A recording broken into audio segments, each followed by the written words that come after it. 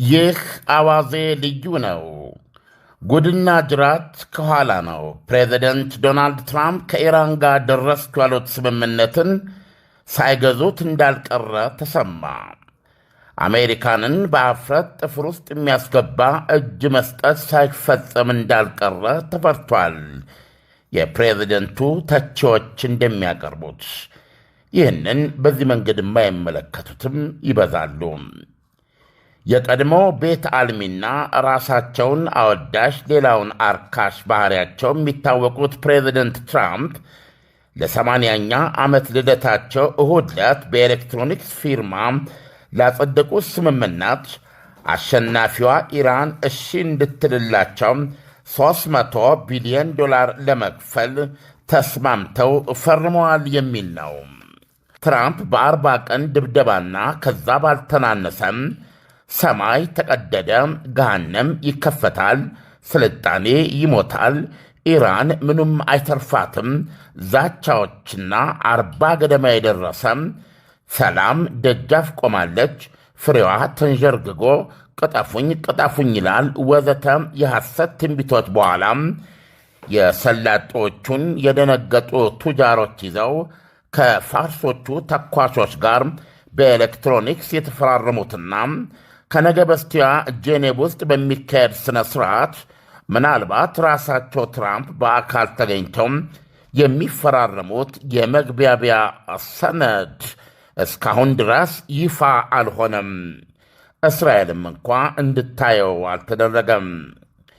በተከርኖ ይብሰል የተያዘው ስምምነት አፍንጫ የሚያጣምም ክፉኛ የጎረና ለመሆኑ ፍንጩ የመጣው ምክትል ፕሬዚደንት ጄዲ ቫንስ ሲቢኤስ ኒውስ ለተሰኘው የሀገሪቱ ቴሌቪዥን ሰኞ ጠዋት በሰጡት ቃለ ምልልስ ነበረ። ኢራን አሉ ጄዲ ቫንስ በስምምነቱ መሠረት ለመልሶ ግንባታ $300 ቢሊዮን ይሰጣታል። ሌላ እያሏ አሜሪካ ሸማመታው የሚለውን ዘፈን በሚያስታውስ ሁኔታ ከፍላ ተስማማች ወይ የሚለው ጥያቄም እንደ ጀበና ቡና ገንፍሏል። የፕሬዚደንት ትራምፕ አስተዳደር አሁን ድረስ በበቂ ሊያብራራው የተቸገረበት ቅሌትም ነው ይላሉ ተቾች።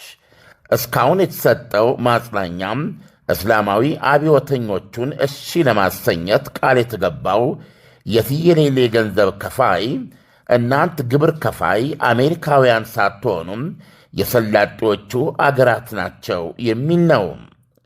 ኢራን፣ እስራኤልና አሜሪካ በጋራ ክንድ አደረሱባት የተባለውን ወደ $240 ቢሊዮን ውድመት ከማካካስ የበለጠም $300 ቢሊዮን የተፈረመላት ፊርማውን ያኖረችበት የመግባቢያ ሰነዱን በቀጣዮቹ 60 ቀናት ድርድር ውስጥ ያንን መንፈስ ሳትለቅ በመጨረሻ እነሆ ሰላም ተበሰረ የሚያሰኝ ስምምነት ለመፈራረም የተባበረች እንደሆን ነው።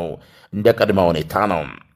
ኢራን በ60 ቀናቱ ድርድር ትራምፕ ሲዝቱ እንደኖሩት የኒክሌር ተቋማቷን ንቅልቅል በማድረግ የኒክሌር ቦምብ የመስራት ወይም የመግዛት ህልሟን እርም እንድትል ለአቶሚክ ቦምብ አረርነት አፋፍ የደረሰውን 440 ኪሎ ግራም ዩራኒየም አቃጥላ አመዱን ለዶናልድ ትራምፕ እነሆ በረከት ብላም እንድትሰጥ ነው። ምክትል ፕሬዚደንት ጄዲ ቫንስ ሲቢኤስ ላይ ያፈረጡትን ጉድ ያፈላ መግለጫ ለማለዘብ በዛው ሰዓት ፎክስ ኒውስ ላይ እንደገና ቀርበው የእሳት አደጋ ሥራ መሥራት ነበረባቸው። ለኢራን መልሶ ግንባታ ሥራ እኛ አንገባም፣ ሌሎች እንዲገቡ ነው የምንጋብዘው ብለዋል። እንደገና ደግሞ ማክሰኞም ሜጊን ኬሊ ለተሰኘች ፖድካስተር ሲናገሩም ኢራን ጸባይዋን ካላሻሻለች፣ ለምሳሌ የተባበሩት አረብ ኤሚሬትስ ኢራን ውስጥ መዋለ ነዋያዋን እንድታፈስ አንፈቅድም ብለዋል። ዳንኤል፣ በጣም አወዛጋቢ ጉዳይ ነው። እንደምታውቀው አድማጮቻችንም ሊያውቁ እንደሚፈልጉት ባለፈው እሁድ የፕሬዚደንቱ 80ኛ ዓመት በዓል ስለነበረ በዋይት ሃውስ ቅጥር በሚሊዮን ዶላሮች ወጪ ከተደረገ የካራቴ ድብድብ ጋር እኩል የልደታቸው ድምቀት እንዲሆን በኤሌክትሮኒክስ ማለት እዛው ቴህራንና ዋሽንግተን ሆነው ተፈርሟል ይህ የመግባቢያ ሰነድ። ከዛ በኋላ እንግዲህ የተፈረመበት የመግባቢያ ሰነድ ይዘቱ ብታምንም ባታምንም እስካሁን ድረስ ለማንም አልተገለጠም። ምንድነው ሚስጥር ሆኗል። ይሄ የተደረገበትን ምክንያት ምክትል ፕሬዚደንት ጄዲ ቫንስ ሲያስረዱ ኳታርና ፓኪስታን ትንሽ አዘግዩልን፣ በአካል ተገናኝተው እስኪፈራረሙ ድረስ ይቆይልን ስላሉ ነው በማለት የዲፕሎማቲክ ጥያቄ ስላቀረቡ ነው ብለዋል። ስለዚህም በሚገርም ሁኔታ የምናነባቸው ዜናዎች እስራኤልም ስቲሊዮ ብላ ጥያቄ አቅርባ ነበረ። አክቹዋሊ በዚህ ጦርነት ውስጥ ተሳታፊ ናት፣ ይመለከታታል። ለእስራኤልም አልተሰጣትም። ስለዚህ ስምምነቱ ይፋ የሚሆነው እንግዲህ ከነገ በስቲያ አርብ በጄኔቭ በኢራን ተወካይና በአሜሪካ ተወካይ መካከል እንደገና በአካል የፊርማ ስነ ስርዓት ሲካሄድ ነው ማለት ነው።